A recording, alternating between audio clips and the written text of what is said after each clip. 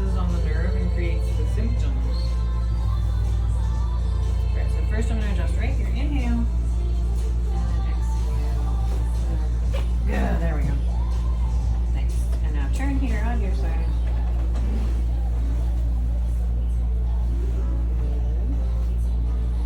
Is it one of the reasons that's why I'm having migraines? Yeah, I'm sure. I haven't touched your neck yet, but I'm sure it's been too long. It's been like 6 weeks since we saw you. There we are. And turn here.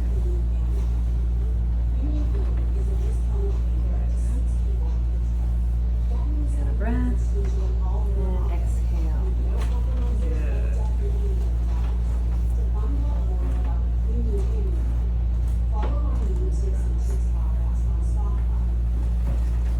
Inhale. Relax your arms. Gora na tayo. So we don't have a record of migraines. So is that a new thing? You're having migraines?